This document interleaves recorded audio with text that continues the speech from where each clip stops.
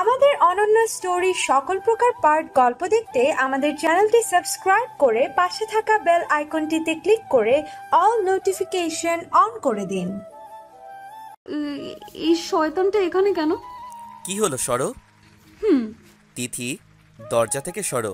তিথি দরজা থেকে একটু সরে দাঁড়ায়, আর তখন আবিরের সব ফ্রেন্ডরা ভিতরে আসে। আবিরের একটা ফ্রেন্ডকে দেখে তো তিথি পুরো শকড। তিথি, ওরা আমার ফ্রেন্ড আকাশ আর মেঘকে তো জানো, আর ও হলো শিহাব আর তামিম, আর গাইস ও হলো তোদের ভাবি, মানে আমার বউ। শিহাব তিথির দিকে তাকিয়ে থাকে আর আবিরকে বলে, তোর বউ তো অনেক সুন্দর আবির, পুরো ক্রাশ খাওয়ার মতো। তিথি শিহাবের কথা শুনে অনেকটা রেগে যায়। তিথির ইচ্ছে করছে শিহাবকে ঝাড়ু দিয়ে পিটিয়ে ঘর থেকে বের করতে, কিন্তু নিজের রাগটা অনেক কষ্টে সে নিজে কন্ট্রোল করে রেখেছে। আই কুত্তা, হারামজাদা, বদমাশ, শয়তান এখানে কি করছে? আবার কি জন্য আসছে? আগে ও আমার জীবন তেজপাতা করে গেছে, আবার উফ, ইচ্ছে তো করছে এখানে পুঁতে ফেলি। খান্ডার শয়তান আবার কেন আসছে? আবির তিথিকে একটু ঝাঁকুনি দিয়ে বলে, কি ভাবছো? কিছু না। যাও, আম্মুকে ডেকে দাও। তিথি চলে যায়। যাওয়ার সময় শিহাবের চোখে চোখ পড়ায় শিহাব তিথিকে চোখ মারে আর মুচকি হাসে। তিথির এত রাগ লাগছে যে কি করবে সে নিজেও বুঝতে পারছে না। যেতে যেতে সে আগের দিনগুলোর কথা মনে পড়ে যায়, যখন শিহাব তার জীবনে এসেছে আর তার জীবনের সব সুখ কেড়ে নেয়। 3 বছর আগে তিথি তার বান্ধবীদের সাথে কলেজ থেকে বাসায় যাচ্ছে, তখন সে খেয়াল করে রাস্তায় অনেকটা ভিড় জমে আছে। তিথি যেতে লাগে, তখন ঋতু বলে, কিরে কই যাস? ওই দেখ, ওইখানে এত ভিড়, কিছু হয়েছে হয়তো, এই জন্য অনেকটা ভিড় জমে আছে, চল দেখে আসি। এই না না, একদম না।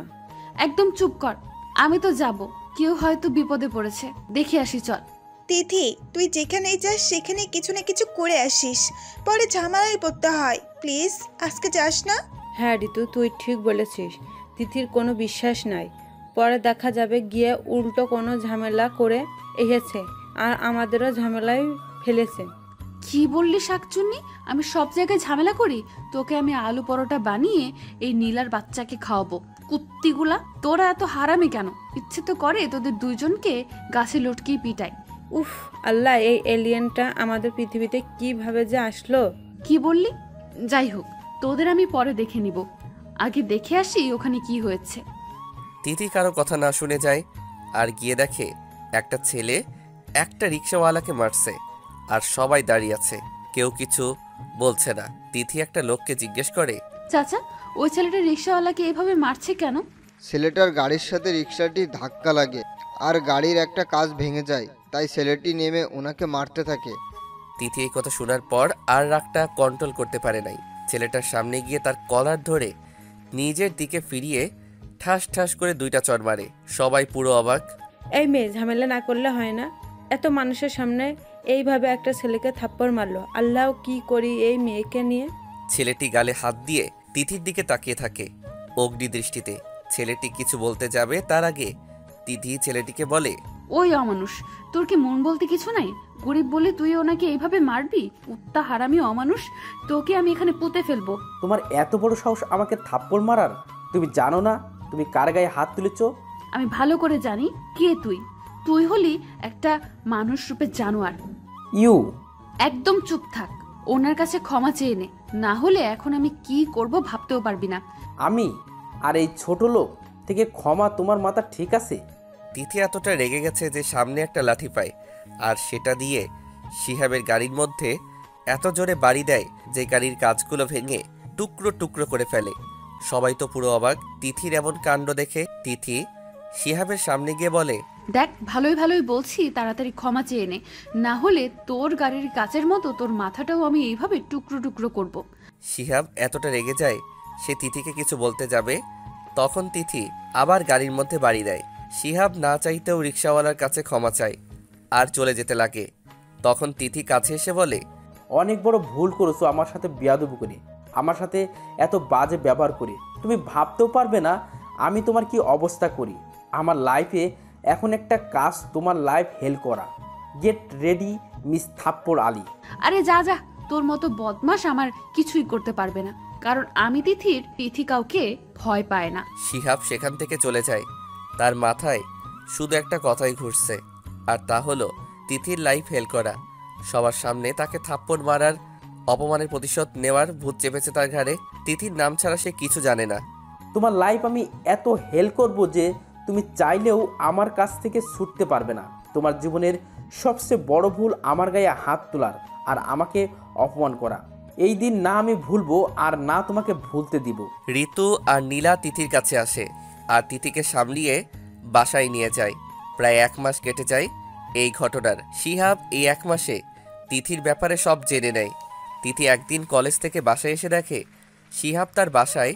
তিথি তাকে প্রথমে চিনতেই পারে নাই, পরে ভালো করে দেখে শিহাব। ওই বদমাস, তুই আমার বাসায় কি করিস? ওই দিনের থাপ্পড় কি কম হয়ে গেছে যে আবার খেতে আমার বাসায় আসলি?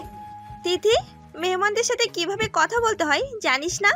আর একটা বেয়াদবি যদি করিস তাহলে থাপ্পড় মেরে গালের সব দাঁত ফেলে দেব, শয়তান মেয়ে। কিন্তু চাচি, তুমি জানো না লোকটা কেমন। তিথি, আমি তোকে চুপ থাকতে বলছি, আর একটাও কথা বলবি না। ওনার সাথে সম্মান দিয়ে কথা বলবি। উনি তোর হবু বর। হবু বর মানে? হ্যাঁ, শিহাবের সাথে আমি তোর বিয়ে ঠিক করেছি। চাচি, আমি এই বদমাসটাকে বিয়ে করব না। তোর থেকে আমি জিজ্ঞাসা করিনি যে তুই রাজি কি রাজি না। তোকে বিয়ে করতে হবে, ব্যাস। আর হ্যাঁ, তোর জন্য ছোটবেলা থেকে যা যা করেছি আজকে তার প্রতিদান দিবি তুই। তিথি আর কিছু বলো না, নিজের রুমে গিয়ে কান্না করতে থাকে। শিহাব টাকার লোভ দেখায় চাচিকে, যাতে তার সাথে তিথির বিয়ে দেয়। তিথি না চাইতেও এই বিয়েতে রাজি হয়। কি করবে, তার বাবা মা যে নাই, আর বাবা মার মতো চাচা চাচিকে ভালোবেসেছে। তিথি নিজের চাচাকেও বলতে পারছে না যে সে শিহাবকে বিয়ে করতে চায় না, কারণ চাচি তাকে ভয় দেখিয়েছে। যদি এই বিয়েতে রাজি না থাকে বা তার চাচাকে বলে দেয়, তাহলে তিনি নিজের জান দিয়ে দিবে আর তার চাচারও নিয়ে নিবে। না চাইতেও তিথি সব কিছু মেনে নেয়। অনেক দিন হয় তিথি আর শিহাবের সাথে বিয়ে ঠিক হওয়া। শিহাব তিথিকে একটা পার্টিতে নিয়ে যায়। তিথি না চাইতেও যায়। শিহাব তিথিকে একটা রুমে নিয়ে যায় আর তার হাতে একটা প্যাকেট দেয়। তিথি খুলে দেখে একটা ড্রেস, আর অনেক ছোট। ড্রেসটা দেখে তিথি চোখ দুটো বড় বড় করে ফেলে। আমি এই ড্রেস পরবো না। তোমাকে আমি জিজ্ঞেস করি নাই যে তুমি এই ড্রেসটা পরবে কি পরবে না? এইটা আজকে তুমি পরবে, আর একটা কথা না। তিথি আবার যখন বলে সে পরবে না, তখন শিহাব তিথির গালটা চেপে ধরে বলে, তুমি এখনো আমার আসল রূপ দেখো নাই, তাড়াতাড়ি পরে আসো, না হলে তোমার সাথে যা হবে তার জন্য তুমি দায়ী থাকবে। শিহাব তিথিকে ধাক্কা মেরে চলে যায়। তিথি ব্যালেন্স হারিয়ে ছোট্ট একটা টেবিলের পাশে গিয়ে পড়ে আর টেবিলের কোণায় মাথা লাগায়। তিথির মাথাটা একটু কেটে যায়। শিহাব তার সাথে অনেকবার বাজে ব্যবহার করেছে, কিন্তু তিথি কিছু বলতো না। একদিন তার চাচিকে বলায় উল্টো তাকে থাপ্পড় মারে আর বলে তাকে যেন এই বিষয়ে কিছু না বলে। তিথি সব কষ্ট সহ্য করে নেয়। ভাগ্য ভেবে তিথি অনেক কষ্টে ড্রেসটা পরে নেয়। না চাইতেও পড়তে হয়। ড্রেসটা এত ছোট ছিল যে তিথি ওড়না মরিয়ে বের হয়। তিথি অনেক কান্না আসছে। এমন একটা জায়গায় এসেছে যে তার দম বন্ধ হয়ে আসছে। শিহাব তিথিকে দেখে একটু রেগে যায় আর তিথির কাছে এসে ওড়নাটা ছুঁড়ে ফেলে দেয় আর ডান্স করতে স্টেজে নিয়ে যায়। সব ছেলেরা তিথির দিকে ড্যাব ড্যাব করে তাকিয়ে আছে। তিথির চোখ বেয়ে নোনা পানি পড়ছে। তা শিহাব দেখে আরও মজা নেয়। তিথির গায়ের সাথে কিছু ছেলে লেগে লেগে ড্যান্স করছে। তিথির অনেক বিরক্তি লাগছে। তিথি শিহাবকে বলে, কিন্তু শিহাব তা কেয়ার না করে নিজের মতো ড্যান্স করতে থাকে। তিথির এত মাথা খারাপ হয়ে গেছে যে সে রেগে একটা ছেলেকে সবার সামনে থাপ্পড় মারে। সবাই তিথির দিকে তাকিয়ে আছে। শিহাব, এই মেয়ে আমাকে থাপ্পড় মেরেছে আর তুই চুপ করে আছিস? অপমান করার জন্য আমাদের এখানে এনেছিস? শিহাব তিথির কাছে গিয়ে তিথির হাতটা চেপে ধরে বলে, ওর কাছে মাপ চাও। আমি কেন মাপ চাইবো? এই বেয়াদব ছেলে আমার সাথে যা করেছে তাকে তো আরো থাপ্পড় মারা উচিত। শিহাব রেগে সবার সামনে তিথিকে থাপ্পড় মারে। তিথি ব্যালেন্স হারিয়ে নিচে পড়ে যায়। তিথি ঠোঁটটা ও একটু কেটে যায়। চোখ বেয়ে পানি পড়তে থাকে। সাইমা, শিহাবের ফ্রেন্ড, এগিয়ে এসে শিহাবকে বলে, শিহাব, তোর মাথা ঠিক আছে? এইভাবে একটা মেয়েকে মারে? আর এই মেয়েকে? সাইমা তিথির হাত ধরে তোলে। সাইমা খেয়াল করে তিথির ঠোঁটটা কেটে গেছে। সাইমা এইবার রেগে শিহাবের সামনে গিয়ে বলে, তুই কি রে, এইভাবে সবার সামনে তুই মেয়েটার গায়ে হাত তুললি? শিহাব, মেয়েদের সাথে কিভাবে ব্যবহার করে তা ভুলে গেছিস নাকি? একটা মেয়েকে সবার সামনে এইভাবে থাপ্পড় মারতে পারলি তুই? দেখ সাইমা, একদম লেকচার দিবি না। তুই জানিস না এই বেয়াদব মেয়ে আমার সাথে কি করেছে। জানলে তুই আমায় এত লেকচার দিতি না, আর বলতি আমি যা করছি তা ঠিক করেছি। চল আমার সাথে। সাইমা একটা মেয়েকে ইশারা করে তিথিকে একটা রুমে নিয়ে গিয়ে ওষুধ লাগিয়ে দিতে, আর সে শিহাবকে অন্য একটা রুমে নিয়ে যায়। এইবার বল কেন করেছিস এমনটা ওই মেয়ের সাথে? শিহাব সাইমাকে সব খুলে বলে। সাইমা রেগে শিহাবকে বলে, ওর জায়গায় আমি হলেও এমনটা করতাম। তুই প্রতিশোধ নেওয়ার জন্য একটা মেয়ের সাথে এমনটা পারলি কিভাবে? আর এই মেয়েটাকে দেখে তোর একটু মায়াও হলো না? শিহাব, মেয়েটা অনেক ভালো, আর ওর চেহারা এত মায়াবী যে তার গায়ে হাত তোলাও অনেক কঠিন। আর তুই কিনা সবার সামনে ওকে এইভাবে থাপ্পড় মারলি, আর ওকে প্রতিশোধের জন্য বিয়ে করছিস? হ্যাঁ করছি তো। ওই মেয়েকে আমি উচিত শিক্ষা দিব। ও জানে না ওই দিন সাপের লেজে পা রেখেছে। এখন বুঝবে শিহাব মালিকের থাপ্পড় মারার মজা। আর ডিয়ার, এখনও তো কিছু করলাম না ওর সাথে। দেখ না আগে কি কি করি। শিহাব, একদম ভালো হবে না বলে দিচ্ছি। তুই এই মেয়ের কোনো ক্ষতি করবি না। আমি থাকতে তোকে এই মেয়ের সাথে খারাপ কিচ্ছু করতে দেব না। তুই আমার ফ্রেন্ড নাকি? ওই মেয়ের আমি তো মনে করছি তুই আমাকে সাহায্য করবি, ওই মেয়েকে উচিত শিক্ষা দিতে হবে। কিন্তু তুই তো দেখি উল্টো ওকে বাঁচানোর চেষ্টা করছিস। আমি একটা মেয়ে হয়ে অন্য একটা মেয়ের ক্ষতি করব, তাও তোর দোষের জন্য? তুই আমাকে ভালো করেই জানিস শিহাব, আমি কারোর সাথে অন্যায় করি না, আর না অন্যায় সহ্য করি। বুঝতে পারছিস? তুই থাকতে আমি তিথিকে সাহায্য করতে পারবো না। সরি ডিয়ার, তুই আজকে এই রুম থাকবি, কারণ আজকে যে আমি তিথির জন্য এমন একটা প্ল্যান করছি যা তুই থাকলে হবে না। সাইমা কিছু বলতে যাবে তার আগে শিহাব সাইমাকে ধাক্কা দিয়ে দরজার বাহিরে লাগিয়ে চলে যায়। সাইমা অনেক ডাকছে কিন্তু শিহাব শুনছে না। শিহাব যাওয়ার সময় একটা দারোয়ানকে কিছু টাকা দিয়ে বলে, এই রুমের দরজা যেন খুলে আমি না বলা পর্যন্ত। শিহাব চলে যায়। তিথিকে যে রুমে নিয়ে যাওয়া হয়, শিহাব গিয়ে দেখে একটা মেয়ে তিথিকে ওষুধ লাগিয়ে দিচ্ছে। শিহাব মেয়েটিকে ইশারায় যেতে বলে। তিথি শিহাবকে দেখে আরো ভয় পেয়ে যায়। তিথি বসা থেকে দাঁড়িয়ে যায়। শিহাব তিথির কাছে এসে তিথির গালে হাত রেখে বলে, অনেক লেগেছে তোমার, তাই না? লেগেছে হয়তো। তিথির চোখ বেয়ে পানি পড়ছে। তিথি অনেক কষ্টে শিহাবকে ধাক্কা মারে। শিহাব এতটা রেগে যায় যে আর কিছু না বুঝে তিথির গালটা চেপে ধরে বলে, অনেক শখ তোমার, তাই না? আমাকে থাপ্পড় মারা, আমাকে ধাক্কা মারার। আজকের পরে এই সাহস তুমি আর পাবে না। তিথি শিহাবের কথায় অনেকটা ভয় পেয়ে যায়। শিহাব তিথিকে বিছানায় ধাক্কা মারে আর তার দিকে এগোতে থাকে। তিথি অনেক হাত জোর করছে, কিন্তু শিহাব কোনো কথা শুনছে না। তিথির হাতটা চেপে ধরে তিথির ঘাড়ে চুমু দিতে থাকে। তিথির চোখ বেয়ে অঝরে পানি গড়িয়ে পড়ছে। তিথি আর সহ্য করতে না পেরে পাশে রাখা একটা ফুলদানি দিয়ে শিহাবের মাথায় আঘাত করে আর দূরে রুম থেকে বেরিয়ে যায়। ওইদিকে সাইমা তার একটা ফ্রেন্ডকে ফোন করে বলে দরজা খোলায়, আর সে দূরে তিথি রুমের দিকে আসছে। তখন সে খেয়াল করে তিথি কান্না করতে করতে দৌড়ায়, আর হঠাৎ তিথি সাইমার সাথে ধাক্কা লাগে। তিথি সাইমাকে দেখে জড়িয়ে ধরে আর কান্না করে দেয়। সাইমা বুঝতে পেরেছে যে শিহাব কি করেছে। সে তিথিকে সান্ত্বনা দেয় আর দেখে শিহাব মাথায় হাত দিয়ে তিথির দিকে এগোচ্ছে। সাইমা তিথিকে সরিয়ে শিহাবের সামনে গিয়ে তাকে ঠাস ঠাস করে চড় মারে আর বলে, তোর মতো জানোয়ার আমি দেখি নাই। একটা মেয়ের সাথে তুই এমন ছে। তুই আমার আর তিথির মাঝে একদম আসবি না। সাইমা আবার শিহাবের গালে চড় মারে আর বলে, তিথির থেকে দূরে থাক, না হলে আমি কি করতে পারি তুই ভুলে যাস না শিহাব। সাইমা তিথির গায়ে একটা ওড়না মুড়িয়ে নিয়ে যেতে লাগে। আবার শিহাবের সামনে এসে বলে, তোর মতো ছোট মনের মানুষ আমার ফ্রেন্ড কখনো হবে না। আজকের পর তোর আর আমার ফ্রেন্ডশিপ শেষ। আর হ্যাঁ, তিথির দিকে নজর দিলে আমি তোর চোখ তুলে নেব। ভুলে যাইস না আমার বাবাকে। আমি চাইলে তোকে এখন পুলিশে দিতে পারি, কিন্তু এতে তোর বাবা মা কষ্ট পাবে। তাই তোকে এই বাড়ির মতো ছেড়ে দিলাম, কিন্তু নেক্সট টাইম নয়। আমি কি কি করতে পারি আশা করি বলার দরকার নাই। শিহাব অনেক রেগে যায়। তখন শিহাবের একটা বন্ধু শিহাবকে আটকে পেলে সাইমা তিথিকে তিথির বাসায় নিয়ে যায় আর তিথির চাচাকে সব খুলে বলে। তিথির চাচা তিথিকে খুব ভালোবাসে। যখন তিনি এসব জানে তখন গিয়ে তিথির চাচিকে থাপ্পড় মারে। তোর এত বড় সাহস, তুই আমার তিথির সাথে এমনটা করেছিস সামান্য কিছু টাকার জন্য? হ্যাঁ করেছি। এই মেয়ের বোঝা আর নিতে পারবো না। ছোটবেলায় নিজের মা বাবাকে খেয়েছে, এখন আমার সংসারে আগুন জ্বালাচ্ছে। ওকে আমি আমার ঘরে এক মুহূর্তও রাখবো না। এইটা আমার ঘর, আর তিথিরও। তোর যেতে ইচ্ছা করলে তুই যা, কিন্তু তিথি যাবে না। চাচু রেগে চলে যেতে লাগে। তিথি অনেক কান্না করে। তার চাচাকে বলে, চাচু প্লিজ চাচিকে যেতে দিও না, আমি চলে যাব। প্লিজ চাচিকে আটকাও প্লিজ। চাচু আমি চাই না আমার জন্য তোমাদের মাঝে কোনো সমস্যা হোক, প্লিজ। চাচা অনেক বলে কিন্তু তিথি জোর করায় চাচা তাকে আবিরদের বাসায় নিয়ে যায় আর সেখানে রেখে যায়। আর যাওয়ার সময় তিথিকে বলে যায় এই ব্যাপারে যেন কাউকে কিছু না বলে। আর তিথিও কাউকে কিছু বলে নাই। বর্তমানে তিথি গিয়ে মাকে পাঠিয়ে দেয় আর সে নিজের রুমে গিয়ে বারান্দায় দাঁড়িয়ে থাকে। তিথি অনেকটা ভয় করছে। তার কেন যেন মনে হচ্ছে শিহাব তার জীবনে আবারও এমন কিছু করবে যা সে ভাবতেও পারে নাই। তা শয়তান নাইজেরিয়া অ্যানাকোন্ডা খান্ডাস কিছু ইচ্ছে তো করে এই শয়তানটাকে কুপিয়ে কিমা বানাই আর বিড়ালদের খাওয়াই। আবির তার মাকে তিথির কথা জিজ্ঞেস করলে মা বলে তিথির একটু খারাপ লাগছে, তাই সে নিজের রুমে। আবির রুমে গিয়ে দেখে তিথি রুমে নাই। আবির বুঝতে পারে হয়তো তিথি বারান্দায় আছে, আর তাই হলো তিথি বারান্দায়। বারান্দার সামনে গিয়ে আবির থমকে গেল। শয়তানটাকে ইচ্ছে করে বট গাছে লটকিয়ে ঝাড়ু দিয়ে পিটাই। আবির একটু মুচকি আসলো।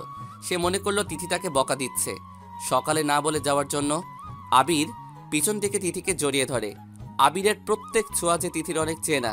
তিথি বুঝতে পারে এটা আবির। আপনি? আবির তিথির পেটে হাত রাখে আর ঘাড়ে তার থুতনি রাখে। আবিরের এমন কাণ্ডতে তিথি অনেক শক্ট হয় আর কেঁপে ওঠে। আবির তিথির ঘাড়ে নিজের নাক দিয়ে ঘষা দিয়ে তিথির কানের কাছে ফিসফিসিয়ে বলে, আচ্ছা তোমার মাথায় এত ফালতু কথা কিভাবে আসে? আর তুমি তোমার হাজবেন্ডকে ঝাড়ু দিয়ে পিটাবে? এত বড় তোমার সাহস? তিথি অনেকটা ভয়ে ভয়ে বলে, আমি আপনাকে বলি নাই। মাকে না বললে কাকে বলেছো ম্যাডাম? তিথি আর কিছু বলতে যাবে তার আগে আবির তিথির ঘাড় থেকে চুলগুলো সরিয়ে ঘাড়ে কিস করে তিথিকে বলে, আই এম সরি। কেন? সকালে তোমাকে বলে যাই নাই, তাই এই জন্য তুমি আমার উপর রাগ করেছো আর আমাকে ঝাড়ু দিয়ে পিটানোরও চিন্তা করে ফেলেছো। তিথি কি বলবে বুঝতে পারছে না। তিথি অনেকটা লজ্জা পায় আবিরের এমন কাণ্ড দেখে। আবির তিথিকে নিজের দিকে ঘুরিয়ে তিথির গালে হাত রাখে আর তিথির গালে আলতো করে চুমু দেয়। তিথি তার চোখ দুটো বন্ধ করে ফেলে। আবির তিথির ঠোঁটে কিস করতে যাবে, তখন শিহাব দরজায় টুকা দেয়। আবির তিথিকে ছেড়ে দিয়ে পিছনে তাকিয়ে দেখে শিহাব। তিথি শিহাবকে দেখে অনেক রেগে যায়। এই কুত্তাটা আর আসার সময় পাইল না। ইচ্ছে তো করছে এই শিহাবের বাচ্চাকে বারান্দা থেকে ধাক্কা মারি। আবিরের সামনে এসে বলে, সরি, মনে হয় রং টাইমে চলে আসছি। কুত্তা, যখন জানিস ভুল সময় চলে এসেছিস তাহলে ঢং করে বলছিস কেন? ইচ্ছে তো করছে তোকে আমি ঝাড়ু দিয়ে পিটিয়ে বট গাছে বেঁধে পাথর মারি, শয়তানের হাড্ডি খবিস।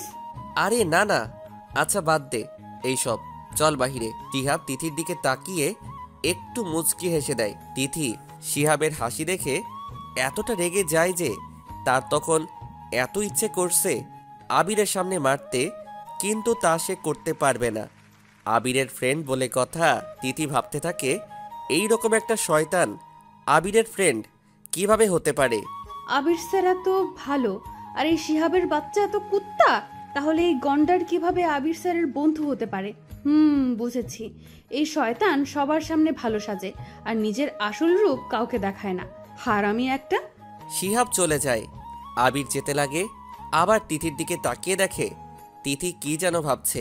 আবিরের মাথায় একটা দুষ্টু বুদ্ধি এলো আর তিথির কাছে গিয়ে তিথির কানে কানে বলে, কিস করতে পারি নাই যে এই জন্য এত চিন্তা করছো বুঝি? চিন্তা করো না ম্যাডাম, রাতে পুষিয়ে দিব।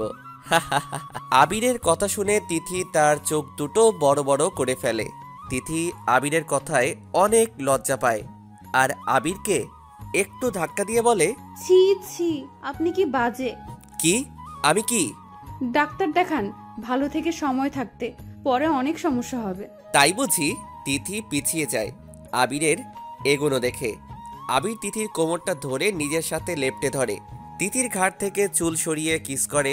তিথি তার চোখ বন্ধ করে ফেলে। আবির ইচ্ছে করে তিথির ঘাড়ে জোরে একটা কামড় বসিয়ে দেয়। তিথি আবিরের এমন কাণ্ডতে অনেক অবাক হয় আর দেয় এক চিৎকার। তিথির চিৎকার শুনে আবির তিথির মুখ চেপে ধরে। এই মেয়ে সবসময় এত চিৎকার করো কেন? তিথি আবিরকে একটু ধাক্কা দিয়ে বড় বড় নিঃশ্বাস ফেলে আর আবিরের দিকে রাগীভাবে তাকিয়ে বলে, আপনি কি মানুষ নাকি রাক্ষস? একদম হাসবেন না, পাগলি মেয়ে। আর একবার যদি হাসেন তাহলে হাতুড়ি দিয়ে সব দাঁত ভেঙে ফেলবো, বজ্জাত রাক্ষস। তিথির রাগ দেখে এত হাসি পাচ্ছে যে সে কন্ট্রোল করতে পারছে না নিজের হাসি। তিথি রেগে আবিরকে ভেঙচি কেটে চলে যেতে লাগে। তখন আবির তিথির হাত ধরে নিজের সাথে চেপে ধরে। তোমার এই রাগী ফেস, উফ কি বলবো। তিথি আবিরকে ধাক্কা দিয়ে বলে, ছি, আপনি কি লুচু? আপনাকে তো আমি উল্টো লটকিয়ে বাদরদের সাথে বেঁধে রাখবো। এই মেয়ে, তোমার মাথায় এত ফালতু কথা আসে কিভাবে?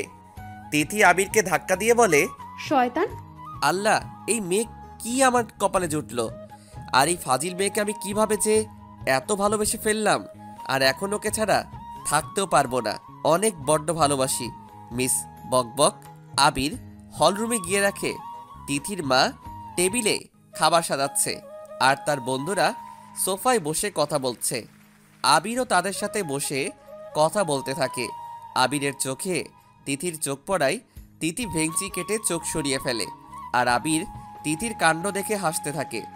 আবিরের মা সবাইকে খেতে বসতে বলে। সবাই একসাথে লাঞ্চ করে নেয়। সবাই লাঞ্চ করে ছাদে চলে যায়, আর সেখানে আড্ডা দিতে থাকে। তিথি তার মামুনির সাথে কিচেনে কাজ করছে। হঠাৎ আবিরের ডাকে তিথি ছাদে যায়, আর গিয়ে দেখে সবাই বসে বসে আড্ডা দিচ্ছে। দেখেছিলেন? আসলে সবাই নাকি কফি খাবে, একটু কষ্ট করে নিয়ে আসো প্লিজ। আরে এখানে কষ্ট কিসের আবির? ভাবি আর দেবরের জন্য নিজের হাতে কফি করে আনবে, এতে কোনো কষ্ট হয় ভাই? তাই না ভাবিজি? শিহাবের কথায় তিথির অনেক রাগ ওঠে।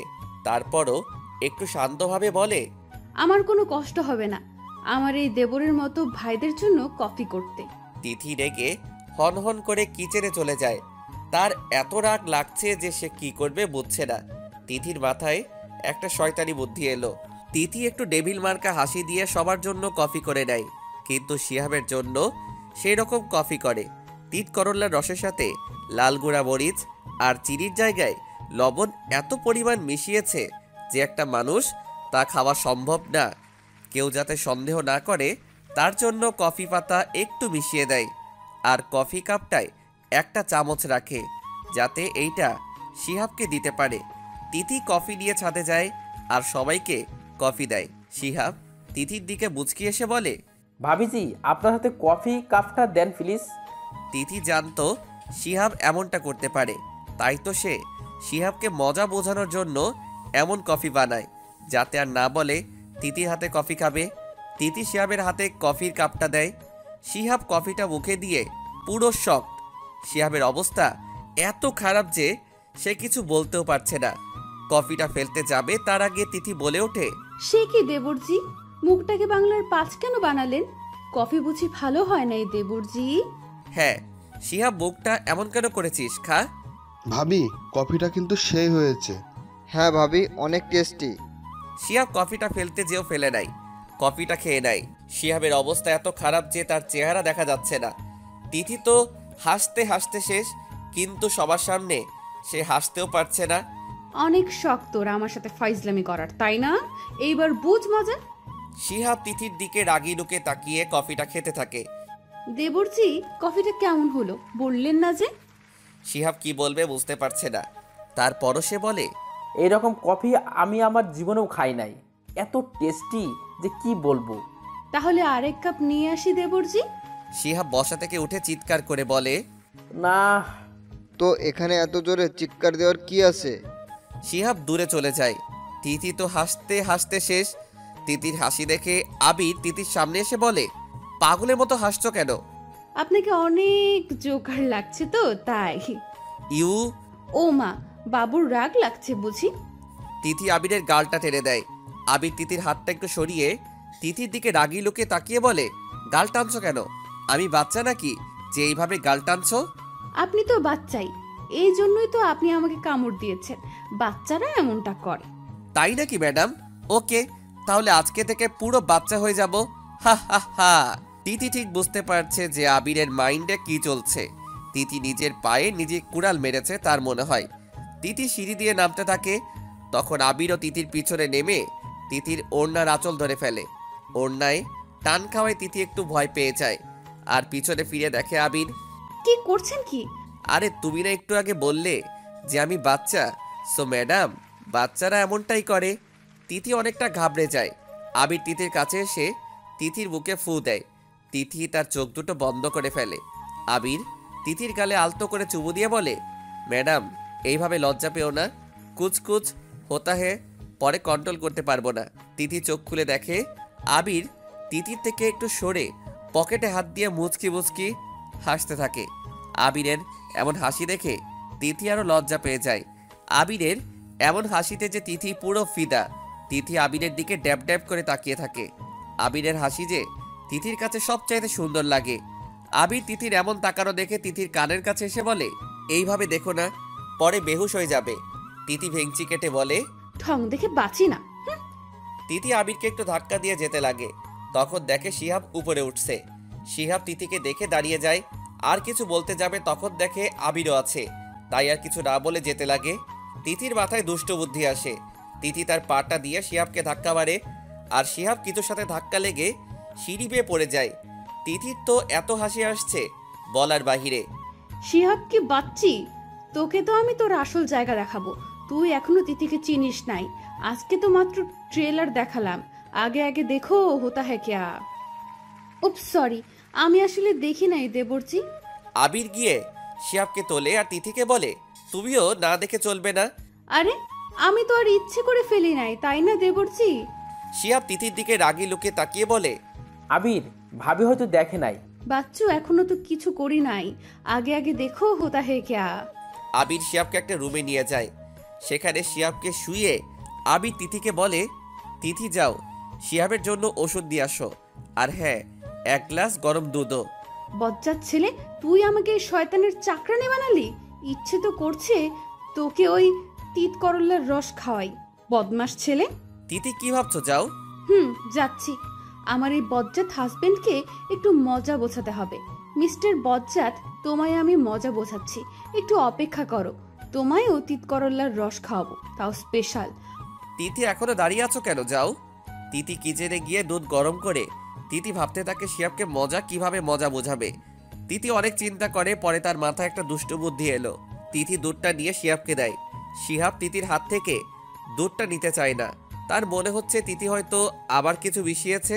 আরে দেবরজি, কি চিন্তা করছেন?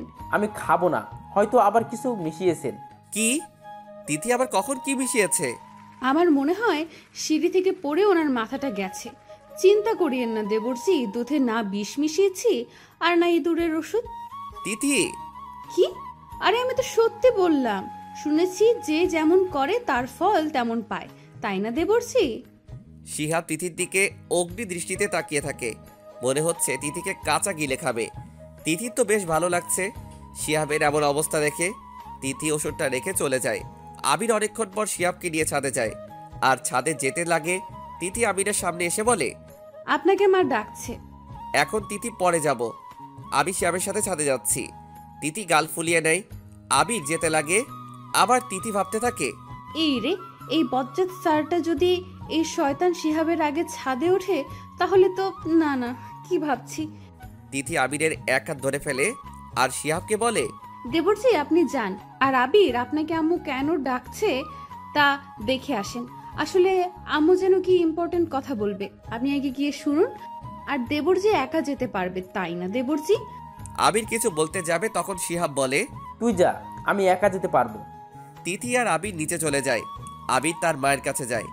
আম্মু কেন ডেকেছো? কই, আমি তো তোকে ডাকি নাই। তাহলে তিথি বলল যে ও হয়তো তোর সাথে মজা করেছে। আবির একটু রেগে যায়। আবির দেখে তিথি বুক চেপে হাসছে। আবির তিথির হাত ধরে রুমে নিয়ে যায়। মিথ্যা কেন বললে? তিথির দিকে এগোতে এগোতে আবির তিথির অনেক কাছে চলে আসছে। হায় হায়, এখন তো দেখি নিজের পায়ে নিজে কুড়ুল মারলাম। এই বজ্জাতটা এত সামনে আসছে কেন? উফ। আবির তিথির কাছে এসে তিথির কোমর ধরে নিজের সাথে লেপ্টে ধরে আর তিথির মুখে আসা ছোট ছোট চুলগুলো কানে গুঁজে দেয়। আবিরের ছোঁয়ায় তিথি কেঁপে ওঠে। আবির তিথির কাপা ঠোঁটে নিজের ঠোঁট ডুবিয়ে দেয়। তিথি তো পুরো শক। তিথি আবিরকে অনেক সরানোর চেষ্টা করছে, কিন্তু বারবার ব্যর্থ হচ্ছে। আবির তিথির ঠোঁটের স্বাদ দিতে এত ব্যস্ত যে সে খেয়াল করছে না তিথির চোখ বেয়ে পানি পড়ছে।